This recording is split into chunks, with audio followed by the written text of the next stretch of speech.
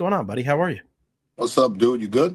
I'm good. I'm good. What was your whole take? I know you spoke about it on the Pat and Aaron show, but no surprise that this is what Stu's doing. And do you agree with my sentiment that it's not going to stop at 1.7 if there's multiple groups interested?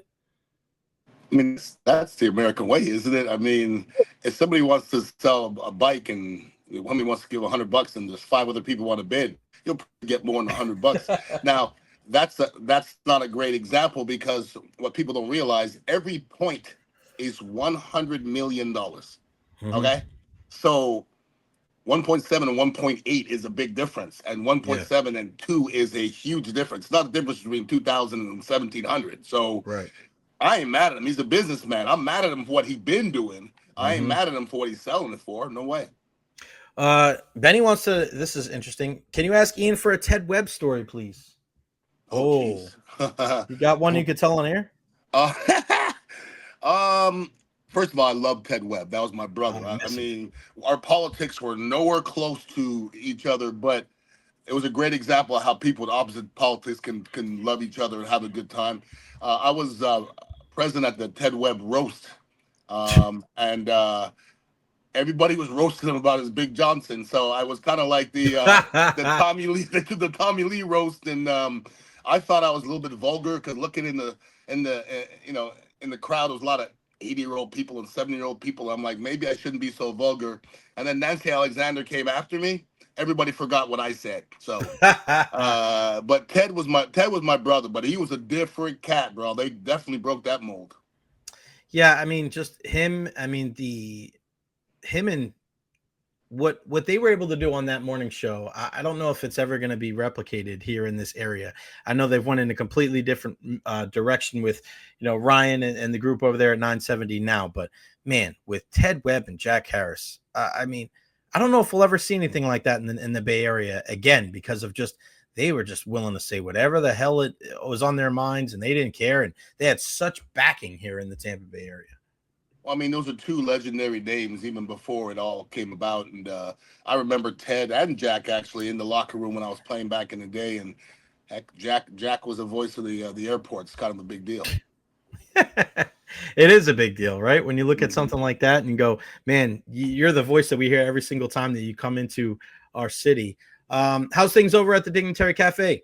Fantastic. Good to see you the other day.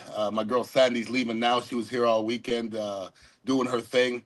I haven't heard anybody not say it's fantastic yet. Okay, so she knows what she can do, and the Balti Bayou food truck's going to be here every Friday and Saturday. So come hang out at the Dignitary. We actually have a comedy event coming up Saturday. Nice. One of the Bone fans is as a comedian, Everett, and he's bringing some of his people. So Saturday night we'll have a little event here, a little comedy event. 4817 Southwest Shore Boulevard. Go check them out there. I want to talk football, but I want to ask you about that, about the Rays again being sold. Mm-hmm. If it gets sold and they move to the Tampa side of the bridge, do you think that the attendance will improve, and how much? Yes, I do think it's going to improve. I think at the beginning it'll be substantial, but I don't know if that will last. Okay, because as much as I love this community, I mean, this is what I'm from Montreal, Canada, but this is my community. If somebody says there's a Tampa Bay area have diehard fans, I'm not sure I can say yes. Okay. They're closer to fair weather. Okay. It's unfortunate. Other than the Lightning, it's pretty fair weather. Okay. If the Bucks aren't doing well, there ain't nobody there. If Tom Brady's there, they're there. If they're in the Super Bowl run, they're there. If not, they ain't there. So there's other teams that they're going to be there regardless. As far as baseball goes, I think more people will be there, but I hate the fact that people use that bridge as an excuse, because I'm serious about that. If you love your team as other cities do, that's not a long bridge, brother. Because I got there about 15, 20 minutes from South Tampa, and that is not a long time. I lived in Philadelphia. In 15 minutes, you get to the next street, and that's it. Yeah, it's kind of strange because I've been at a couple of places here in the last couple of weeks where I've been with baseball people, and they would rather watch college baseball and they would rather watch other baseball than the Rays, right? So the baseball is there, but it just doesn't seem like if I'm around hockey people and the Lightning game are on, they're watching hockey. I mean, they're watching the Lightning. They're not watching the other teams, right? But for baseball, there's still a disconnect with our community where there are old school baseball cats and they don't have that need where like, I have to watch the Rays. Isn't that weird? Right? Like if you're a diehard football fan and it's a Sunday, right? If you're not watching your team because you're from another, you're watching the Bucks, right? You're not watching some other game. You're not watching the NFL Network. You're watching the Buccaneers. But for baseball, there's other teams that people watch and there's other aspects of the game. It's weird, man. It's such a strange thing. And I just hope that maybe with a new owner that it will change the perception. Do you think that perception will change of the team if the owner changes? That's a possibility. And once again, it's initially it's going to be a big deal because in every city, if you talk about the Chicago Cubs, okay, if you're leaving and you're going to visit Chicago, you're going to go, I'm going to go to a Cubs game. Nobody says that I got to go to a Rays game. And we have so many things going on here that aren't conducive to longevity, I guess, because Right. if as far as the city goes, Buccaneers, Lightning, Rays, USF, there's no city in the country that has newer teams. No way. They're all very brand new teams, and there's no other city that everybody's moving from elsewhere to come here. Right. So we got Philadelphia fans, Montreal fans, Detroit fans, blah, blah, blah. But you go to Green Bay, ain't nobody moving to Green Bay. Nobody's moving to Philadelphia. Nobody's moving to a lot of places. Everybody moves here. So as far as that base, it's hard to develop because nobody's grandparents were talking about it. It's Right. all pretty darn new. All right. Big news at the hockey side. Guys from the Spit and Chickless podcast, one of the guys brought up that I'm not going to give my opinion on this because I'm going to wait a little bit, but I want to hear yours. They're saying one of the rumors is that Connor McDavid could be moved to a team that starts with a T and it ain't Toronto. If you're Julian Brisebois, is there anything off the table that you wouldn't trade for Connor McDavid? Well, and listen, every team in the NHL wants Connor McDavid. All right, that's period. But if you say, what do you have to give up? Now we have to. It's a different question. Nobody's just going to give you Connor McDavid. They're going to ask for two good pieces. We don't have one piece at the equivalent of Connor McDavid, unless maybe our goaltender or Kucherov. But, I mean, or Kucherov. But does that make any sense to trade Kucherov for Connor McDavid? I don't know if that makes either team better. So, if it's a possibility, sure, but let's not, mortgage, our future to get him here. Yeah, it'll be interesting though. I mean, you get an opportunity to trade for the greatest player in the game. And how many franchises get the opportunity to do something like that? How many franchises have the opportunity to get the best player in their prime? I mean, if you have just even a sniff of doing something like that, we'll get to that a little bit later on. NFL side, Buccaneers. I mean, now it's this is the calm time, right? This is the time when you don't want to hear anything about your team. And unfortunately, Shedeur Sanders in the news got caught speeding 91 miles an hour, 101 miles an hour. So many other things he's doing. I saw a celebrity softball game he was at. He's going to get roasted for every little thing that he does wrong. This certainly doesn't help. Yeah, but I'll be honest with you, Jay. I really keep it as level as I can. And you know me, all right? Mm-hmm. What's the question I always ask? Did he hurt anybody? Did anybody get hurt? Mm-hmm. Like, nobody got hurt. How many people are driving 100 miles an hour right now on 75, 275? Right. Does it make it right? No. But do you do what's right? I mean, it's to the point now where we just treat athletes differently, and we don't even realize we do it. Mm-hmm. How can he drive This is how. He's 21, and he's driving a $200,000 car. Right. If you were 21 driving a $200,000 car, you'd be going 100 miles an hour too. Because if you get a ticket, what's going to happen? He's a $100 ticket.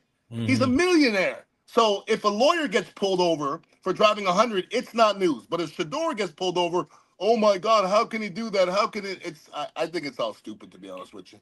If you had an opportunity to go to the big Fanatics event over the weekend, man, there were so many professional athletes there. Would you have gone during your heyday? I didn't even know what event that was. The Fanatics event, it's with there were so many different athletes there in New York City. LeBron was there, KD was there. Mm-hmm. It was just all over, man. It's just a big thing where celebrity or sports athletes go out there and fans get autographs and they have panels, and you got to check it out, man. It was pretty cool. I mean, they should probably do something like that for each city. Do like a Tampa one. Is there something that we could do better? I was thinking about this the other day. I always wanted to do like a high school baseball tournament, like the Recher Invitational or something like that. But what is there?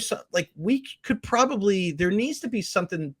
I guess the sneaker soiree is that, but there's got to be other ways that we can celebrate sports. Is there something you think that we're missing here locally, like a Hall of Fame or something like on the Tampa side where we could celebrate our sports more? Because that's really the only way to be able to kind of get our name. Because I was just mentioned before, Junior Caminero and Jonathan Aranda, these guys should be all-stars this year. Junior's got 19 home runs. He's 21 years old. You know, Aranda's batting 325. Like, these are guys that need to be all-stars, but how much publicity they get from our city? Is there anything you could think of at the top of your head that we can, what way could we promote our city better in the sports landscape?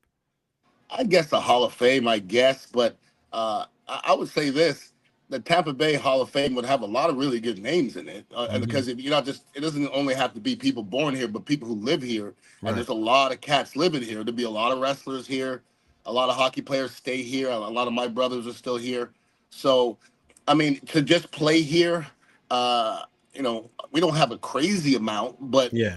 It's got to be all about a recognition thing. We were just talking about the top 50 Buccaneer thing the other day. And listen, you said Tony Mayberry's going to make it. Tony deserves to make it. I was just worried that nobody remembered, you know what I mean? Because some of this new generation, they don't know much about Tony Mayberry. A lot of this new generation, Jay, they never heard of Mike Allstott. Right. And if you never heard of Mike Allstott, you certainly never heard of Tony Mayberry. So I was good to hear that he was in the top 50.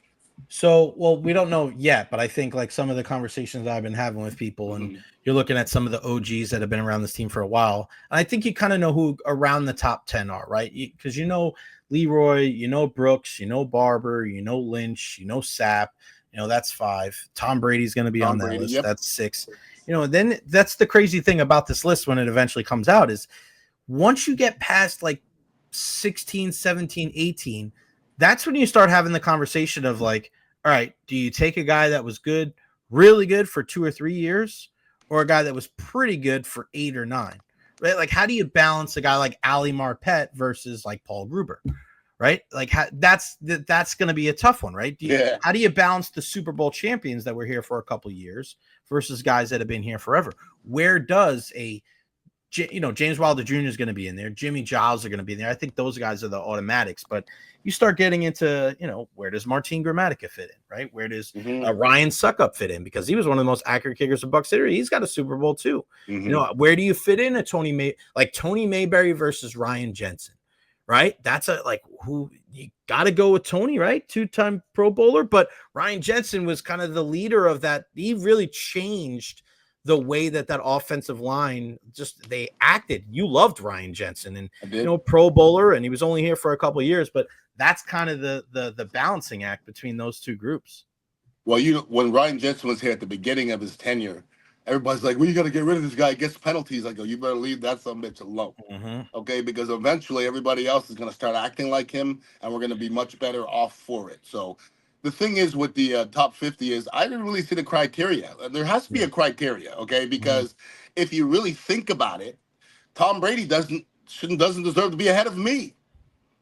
I got way more starts. I mean, I'm not saying I'm better than Tom Brady, but if you're just talking about all time, somebody with 100 and something starts, like Tom Brady has 40 starts maybe or something like that. So should he be listen, I'm not saying I'm better than Tom Brady by any means. But there's got to be a criteria, because if you ask who's better, Paul Gruber or Tony Mayberry or Ali Marpet, what's the criteria? Because Paul Gruber never went to a Super Bowl. Ali Marpet did. Tony Mayberry was the first offensive lineman to go to the Pro Bowl. He went to 3 Pro Bowls. So, like, the Ring of Honor to me is a different criteria than the NFL Hall of Fame. Right. So I'd have to see the list of criteria before I could really give you an answer. I mean, it's going to be pretty wild, though, to be able to see how it shakes down. And, who's going to make the back end of the list, too, right? We talk about 20 to 30, but, there's going to be some of those names, man, in the 50s or like in the 40s, right? It's like, oh, man, there's going to be names. Because, unfortunately, when you look at this team, all right, here, let me see, because I have it right here. Since 1976, over 1,200 players have worn the Bucs uniform. This milestone. They don't have the list there. All right.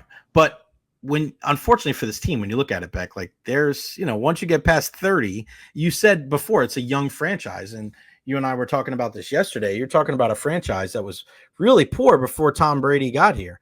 So there was a lot of players, yourself included, that, man, we were just putting in work for teams that weren't very good. So I think this list, especially on the back end, is going to be pretty unique because you know, where does a guy like Mark Carrier fit in? Right. I mean, with some of those guys, and, you know, there's guys that played in the 80s that you mentioned not knowing Mike Allstott. There's guys that were pretty good on the team in the 80s that, hell no, young fans don't know anything about. And the thing is, when you put it in the hands of the press, I like it to better be in the hands of the press than the fans, because the fans will be only a popularity contest. But the unfortunate part, there's going to be some young press members. You're a little you're getting you're almost They not didn't young. ask me. They didn't but, ask me. but I'm you're not cool enough. You're not young, but there's people younger than you in the press. They don't know nothing about Leroy Selman. They don't know nothing about, Hugh Green. They don't really know nothing about Jimmy Giles and Doug Williams. Richard Batman Wood. And Batman Woods and guys like that. So you say the first 30 are easy. I disagree. Like, there's so many names out. Like, Batman Woods deserves to be on that damn list. And there's a lot of dudes. There's Warwick Dunn deserves to be on that list. Yeah. I mean, there's a lot of names out there, brother. So Travis Hunter officially signed his full 4-year, $46.65 million fully guaranteed contract. His $30+ million signing bonus, paid entirely up front, sets a new record, making him the first non-quarterback not drafted first overall to receive his entire signing bonus up front. If he struggles in year one, what side of the ball is it going to be on more? Because I think, of course, there's an adjustment period as a rookie. But if he's going to have some shortcomings, if he's going to have some difficulties, more offensively or defensively, you think? I would say offensively, if you were asking me. Really? Okay. Yeah, I think he's more natural at defense. Offensively, knowledge plays more of a part of your persona, I guess, offensively. Because as a defender, if you're playing zone, you're covering a zone. If you're playing man-to-man, you got a guy locked down. It's about athletic ability. When you're talking about wide receivers, man, you're running a route. You don't know if it's cover 6, cover 3, cover 2, cover 1. You don't know if it's blitz, if you have a hot read. There's a lot of things. So the fact that, like, he's not going to be able to be full-time both sides. There's no way he could absorb that much knowledge, because I think it's going to take away from one side. So you got to – I think they're going to – I would believe they're going to focus on the defensive side and have a couple series and a couple different formations for him offensively, so he is not overloaded. Because from experience, that rookie season is a lot, man. I mean, first of all, it's a lot physically, and it may be more mentally. So you don't want to wear this guy out in week 6 and think you're going to play him both ways. I'm coaching at Chamberlain High School. I got a couple players I would love to play both ways, but the unfortunate part is if you play them both ways, they become average on both sides. Okay, so you want them great on one side and then use another guy on the other side. But if you keep on playing somebody both ways, boy, it takes away from their abilities real quick. You think teams will attack them then too? I mean, teams attack rookies. It doesn't take long before, listen, you can attack me all you want. And if I'm picking the ball off and going the other way, you will stop attacking me. Now, on the other end of the spectrum, if you're attacking me and I can't figure it out, it's going to be a long, long, long season. I don't think people are going to be testing him too much if he just holds his own. Most NFL teams don't really go into games like that, like we're going to attack one guy. But every once in a while, you'll see a receiver. Like, we've played against receivers in the past. I know Jerry Rice for sure. I know my boy Martin Mayhew was trying to hold him one game, and I don't know if he could have done. I think I could have done a better job, because I think he had 5 touchdowns or something like that. But sometimes you just get. Sometimes things are mismatches. He's gonna fall into mismatches. I fell into mismatches my rookie year. I think I held my own, but every once in a while you go against somebody that's a little bit too much, and you just can't figure it out. And your rookie year is not a good time to figure that out on the field, for sure. Dave Velasquez, imagine him having to cover Tyreek Hill and having to play against Jalen Ramsey. It's going to happen, right? I mean, absolutely. Do you think he plays his entire career both sides of the ball, or do you think eventually he'll just stick to one? Well, I mean, I'm not going to sit here as a 57-year-old man and talk about his career when he hasn't played one snap yet. Yeah. He might not ever play. That's how funny. Greg Oden, I mean, did he play a good game? Yeah, we thought he was going to be the next That's what I'm saying, team. Jamarcus Russell, I heard a scout say Jamarcus Russell's the most talented player I've ever seen. So you don't know. Now, I don't foresee that, But he could tear his hamstring in training camp and Yeah, we never be don't the know. same athlete. So I don't want to do that. I know this. He ain't gonna play the whole season both ways. No way. Not your rookie year. Not a chance. So you don't think he'll play the entire season both ways? I think he'll be spotty on one side. I think that'd be offense. But I I think by mid-season, if he's balling on offense, you got to play him. Yeah. But if he's not balling on offense, don't take away from that defensive part. Because bro, that's football. 60 plays is a lot of plays in the NFL. You make it 90 plays, it's tough. Ian_Beckles on Instagram. Go check him out there. 4817 Southwest Shore Boulevard. Go check out our friends at the Dignitary Cafe. Of course, they have the big comedy show coming up on Saturday night. Beck, always appreciate your time, my brother. Talk soon. One love, kid. Yes, sir.